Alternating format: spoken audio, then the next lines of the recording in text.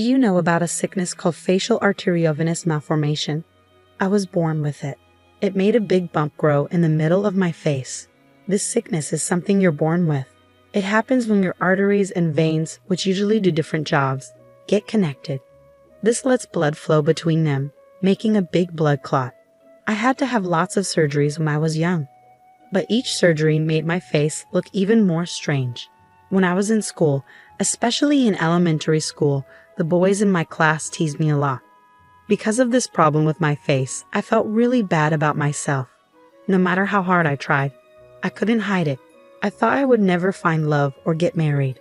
I thought no one could love someone who looked as ugly as me. At least that's what I thought until I met him. I, Sophia, used to be very negative and lacked confidence, and others could see that about me. While what people said about my illness affected me a bit, it was mainly my family, especially my sister, who made me feel worse. You see, my sister Mia is really beautiful. She has pretty eyes with double eyelids, long eyelashes, and a perfect nose. People often say how lovely she looks. My parents were really proud of her, and they often bought her new clothes, shoes, and hair accessories. But when it came to me, my illness made me look different, and they acted like I didn't matter. They'd say things like, it would be a shame if Mia was seen with such an ugly sister. Because of this, my parents didn't want me to spend too much time with my sister. Mia didn't care about my illness at all. She treated me like any sister would, even sharing her toys and hair accessories with me. She stood up for me when people said mean things about my face. She was always there when I needed her. I'm so grateful for her kindness. But even though I love Mia and appreciate her support, my parents always favored her. They didn't show much interest in me. For example, even if Mia got average grades, they praised her a lot, saying, "Mia, you're amazing. You're not just pretty, but you're also smart. We're so proud of you." But when I did well on a test, they didn't seem to care. They'd say things like, just being smart isn't enough in life. Even if you're not very smart, you can still do well if you're good looking and friendly. But since you're not pretty, you'll have a tough time. Whenever I found a nice dress I liked, they'd say, that dress would look great on Mia, but it won't suit you. People will laugh at you if you wear it. And when I wanted to try makeup, they discouraged me, saying, makeup won't help much in your case. It's a waste of time. They always compared me to Mia, and everything I did seemed to disappoint them. It made me lose confidence more and more. Mia tried to stand up for me against our parents, but it only made things worse. That's when I realized I didn't really belong in our family, and school wasn't any better. Boys in my class teased me with mean nicknames like monster or face weapon. Some even avoided me, afraid they might catch my illness if they touched me. Even in middle school, things didn't get much better. Some boys would make faces just because I was near them. Even though no one said anything directly to me, I could hear whispers about me. But what really hurt was when I became the target of a cruel game. There was a game where the loser had to confess their feelings to someone in the class, and I was often picked. Of course, I knew they were only confessing because they lost the game, so I always said no. But then they'd go around saying, I got rejected by that monster girl. One boy even yelled at me for turning him down, saying, don't act all high and mighty just because it's a game. At the time, it felt really unfair to me, but I was convinced that my face was a problem. I thought I made people uncomfortable just by being around. I felt guilty. Throughout elementary and middle school, I didn't have any good memories with boys. But there was one exception, just one time, when I fell in love with a boy in my class. It happened in my sophomore year of high school. There was a boy in my class who I ended up sitting next to after the seats were shuffled. He treated me like anyone else, without making fun of me or avoiding me because of my face. He'd say good morning to me every day. I knew he didn't have any romantic feelings for me, but his simple greeting brought me so much happiness amidst all the teasing and avoidance. Naturally, I started to like him. I didn't really want to date him or anything like that. I just wanted our nice interactions to continue. But as time went on, I started to realize that I had feelings for him. After thinking about it a lot, I decided to ask my sister for advice. She told me, just be honest with him about how you feel. So after a lot of thinking, I left a letter on his desk telling him how I felt. A few days later, something strange was happening in class when I got there. People were whispering and looking at me. Then the boy came up to me and asked, "Did you leave this letter on my desk?" I nodded silently, looking down at the ground. Suddenly, I heard a ripping sound above me. Pieces of my torn letter were falling around me. It's a hassle when things like this happen. What will you do if rumors start because of this? You fell for me just because I said hi to you. You're so clueless about love. I didn't mean anything by it. If I gave you the wrong idea, I'm sorry, he said. Then the whole class started clapping and cheering. People were saying things like, "Wow, you're brave," and that's kind of sad, isn't it? After that, everything's a blur. The next thing I knew, I was home. But I don't remember how I got there. All I could feel was guilt and sadness after that. I couldn't bear to go back to school after what happened, so I stopped going altogether. When my parents found out, instead of supporting me, they said, "Well, he had a point. You caused trouble, so you owe him an apology." They got mad at me for skipping school over something small and tried to make me go back, but I just couldn't bring myself to do it. In the end, I dropped out of high school and isolated myself at home. My older sister was worried about me and tried to reach out, but our parents were harsh. They'd yell at me every morning or barge into my room to insult me, saying things like, "You're a disappointment," or "We wish we never had you." Every day, I felt more and more hopeless, wondering why I even existed. My sister noticed how bad things were and talked to our grandparents on our mom's side. The next day, they came over to listen to my side of the story. When they heard what happened at school and how our parents reacted, they were furious. They told our parents, "We'll take care of her," and rescued me from that situation. My grandparents didn't give up on me, even when I felt hopeless. They faced me with love and support, alongside my sister, and little by little, I started to heal. Though my thoughts of ending my life quieted down, I couldn't shake off my fear and distrust of guys, no matter how hard I tried. But my grandpa always lifted me up, saying, "You'll find happiness in your own way, without needing to get married. We just want you to find joy in whatever path you choose. Forget about that guy who hurt you. Dwelling on him is a waste of time. You have so many bright futures ahead, even though we may not have much time left." My grandma was a constant source of comfort, telling me that as long as I was happy, that's all that mattered. She'd compliment me, saying things like, "Your skin is radiant. I envy you," or "Your eyes sparkle like jewels." My sister would often come over to our grandparents' place, and we'd chat and bond. We'd read magazines together, talk about cute makeup, and just enjoy each other's company. After living like this for about 3 years, I started feeling motivated to do something more. I decided to study again to get my high school diploma, which I eventually achieved. Then I began searching for work I could do from home and slowly started making money. It wasn't as much as what others made in regular jobs, but compared to the days when I felt trapped and hopeless, I felt like I had come a long way. Living at my grandparents' house, I was still scared of people's comments about my looks, so I stayed indoors. That's when my parents suddenly showed up one day without even a phone call beforehand. They barged in, saying they needed to talk to me.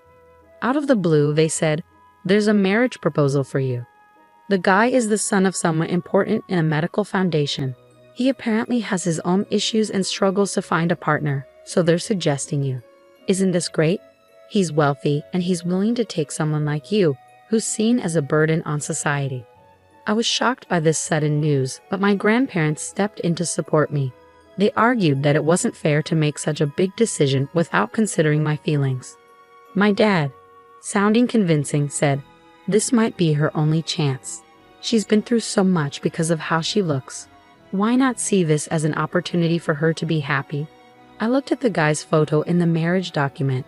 His face was partly covered by his hair, but I could tell he was overweight and had a peculiar look. I guessed he might also be facing pressure to get married, or he might have some unusual preferences. But even if I said no to the proposal, it seemed like negotiations with the other family were already happening. They were wealthy, and my parents would probably try to push me into the marriage. Despite my own feelings, I felt like I had to accept the marriage proposal to protect my grandparents from any potential trouble. When I said I would accept, my grandparents were shocked. They hugged me tightly, trying to convince me otherwise. "You don't have to agree to something so ridiculous," they said. But through tears, I told them, "Grandma, Grandpa, until now, I felt like life had no meaning. But because you were there for me, I found joy in living. I can never thank you enough." But I don't want to cause you any more trouble, so I've decided to go through with this marriage proposal. Maybe, like Dad said, this is my only chance." My grandparents cried silently and hugged me tightly. A few days later, I had to meet the guy from the proposal, Matthew, and his parents. I didn't expect this meeting to change anything. Matthew seemed shy and kept his head down. His hair covered most of his face, and his skin looked rough. He spoke so softly that I sometimes couldn't hear him. During our meeting, he hardly looked at my face and answered questions with short sentences. I couldn't help but wonder, is this man really going to be my husband? He can barely hold a conversation. But I felt like I had no choice. Both sets of parents were so eager about the marriage, acting like it was already decided. I felt pressured, like I couldn't say no. Eventually, everything was arranged. As the son of a wealthy family, Matthew provided us with a luxurious apartment filled with expensive appliances and furniture. But our conversations didn't flow well. It was like he didn't even see me. He was so quiet all the time. His constant silence started to weigh on me, so I tried to start a conversation. "Why did you agree to this marriage, Matthew?" Surprisingly, he began to take off his shirt. Confused and panicked, I saw that his skin was red and inflamed. He explained, "I have a skin condition called psoriasis. It's not contagious, so don't worry. But because of how it looks, I've never had any romantic experiences. People even spread rumors that I had an STD, which isn't true. And because of my appearance, my parents don't want anything to do with me. They probably arranged this marriage to get rid of me. I'm sorry for dragging you into this." After he explained, he put his shirt back on and bowed deeply to me. I noticed some inflammation on his hairline, and I realized he was growing his bangs long to hide it. "I understand. Please don't worry," I said. "I'm in a similar situation." When he looked up, I told him everything about my past. Hearing my story about high school, he started to cry. "I can't believe someone would treat you like that. It must have been so hard for you. It's awful how people treated you," he said, getting angry on my behalf and offering me comfort. Despite going through his own struggles, Matthew cried and got angry hearing about my past. I couldn't help but think, how kind is this man? When I asked him, he blushed and smiled shyly, saying, "I was thinking the same thing." From that moment on, we spent the whole night sharing our life stories, crying, getting angry, and understanding each other. I tried to learn more about his skin condition and researched different treatments, including diet changes and supplements. I noticed he was picky about food, especially vegetables, so I experimented with different flavors and cooking methods to make meals he enjoyed. Gradually, he started to enjoy eating more and began to feel better physically. We also started doing things like yoga to reduce stress and had many conversations. I saw Matthew's smile grow over time. He never said anything negative about my appearance. Instead, he would blush and say, "You're cute." Once, when I asked if he disliked how I looked, he reassured me, saying, "Not at all. It's part of who you are, and I think it's cute. You've been through so much, but you've stayed strong. I don't think there's another woman who's as strong and wonderful as you," Matthew told me, and those words brought me so much comfort.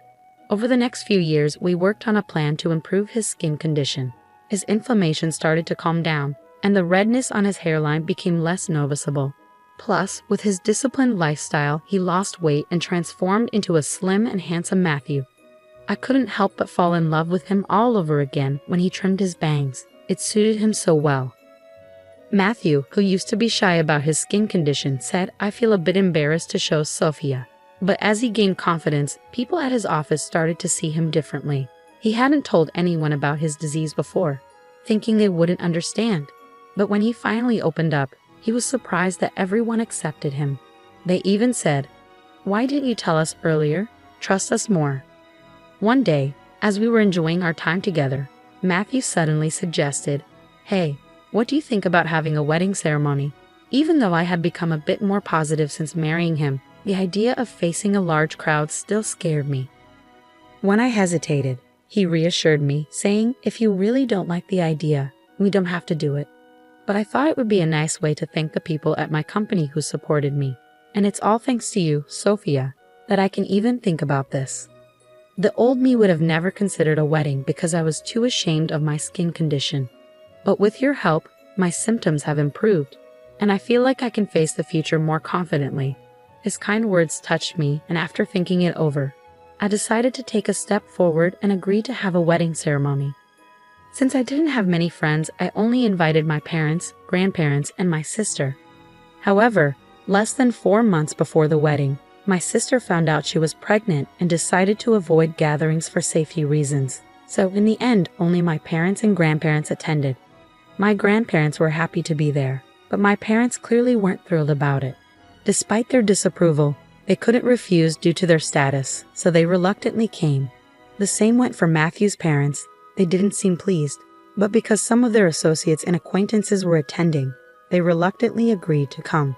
Both sets of parents were skilled at putting on a facade, so they said things they didn't truly mean in front of the other guests. They'd say things like, "We struggled with his illness, but we're happy to see how well he's grown." Or, "We're proud of our child for facing prejudice with strength." They even pretended to be moved to tears, and some guests, fooled by their false emotions and words, shed sympathetic tears. I couldn't help but feel astonished by their audacity, wanting to appear good despite everything. But Matthew wasn't one to stay silent. Our parents could see that. When it was time for him to speak, he chose to share about his past. He talked about how he faced discrimination in school because of his skin condition, even though it wasn't contagious. People avoided touching anything he touched. Meeting and marrying me had given him hope. He also spoke about my struggles, how I was constantly compared to my older sister and verbally abused by our parents. He mentioned how I was deeply hurt by their words and couldn't even go outside because of cruel comments from classmates about my facial disease in high school. He also shared how he was berated by his parents for his skin condition, being called dirty repeatedly, and he showed proof of their mistreatment. With a determined resolve, Matthew played a recording of his parents' hurtful comments about his skin condition. The recording echoed through the venue, capturing awful statements like, "Your skin disgusts us," and "We regret having a child with such dirty skin." His parents tried to stop it, but it was too late. The stunned silence of the guests spoke volumes, and my parents looked uncomfortable as whispers spread around them. Despite the awkward ending to our wedding, many guests expressed support, saying, "You've been through a lot, and we're here for you." However, this revelation caused a stir later on. It turned out that Matthew's parents were leaders of a non-profit organization dedicated to supporting disabled individuals, advocating for a society where they can live without barriers. The fact that they mistreated their own son, who had a skin condition, contradicted their organization's principles. Criticism and opposition arose, leading them to step down from their leadership roles in the organization. As for my parents, it came to light that they had accepted a hefty dowry to arrange my marriage to Matthew. They were branded as monsters who sold their own child for money by those around them. However, they foolishly squandered the dowry on their own selfish desires and decided to gamble in the stock market without any knowledge, resulting in significant losses. Eventually, they found themselves in debt exceeding $200,000, far surpassing the dowry they received. They had the nerve to ask for our help, but we firmly declined. Despite their persistent attempts, we decided to cut ties with them and move away, changing our phone numbers. Now we're living happily together. It seems like fate truly brought us together. I'm incredibly content at this moment. Though the beginning was rough, meeting and marrying Matthew has brought me immense happiness. Thank you for sticking with me until the end. I hope to catch up with you again in the future.